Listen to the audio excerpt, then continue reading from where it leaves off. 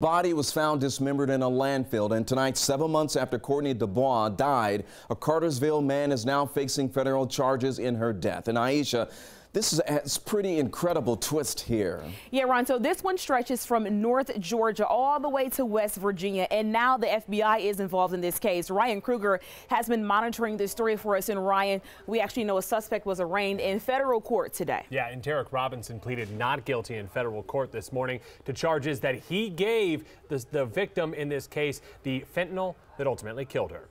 Her name was Courtney Dubois, 20 years old, from Fairmont, West Virginia. But for weeks, she was known as Jane Doe. One of the bags came open when he opened the back of the dumpster, and the bottom torso fell out of the bag. Even longtime investigators admitted they'd never worked a case so gruesome. In August, a worker at this landfill in Bartow County finds a dismembered body. Using dental records and her distinctive tattoos, investigators are able to identify her. Dubois was reported missing by her family. No one knows why she was in Georgia or what, if any, connection she has with the suspect. 34-year-old Tarek Robinson, indicted by a federal grand jury in West Virginia, charged with distributing that deadly batch of fentanyl to Dubois. Where Dubois died and who put her body in the landfill are still unknown. According to investigators, Robinson ran a drug pipeline from Cartersville, Georgia, up to West Virginia.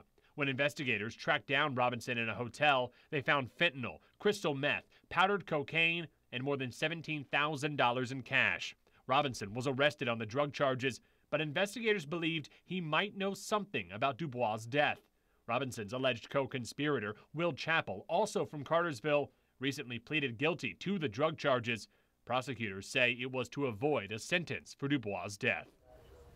And Tarek Robinson was set to go on trial in a couple weeks on those original drug charges, but his lawyer believes that since these new charges have been added, that trial will likely be pushed back even farther. He does face up to life in prison if convicted. All right, so what about charges here in Georgia, though? That's not clear if that's going to happen. We reached out to local authorities. They tell us right now they're letting the FBI, the U.S. Attorney's Office up in West Virginia, handle the case for now.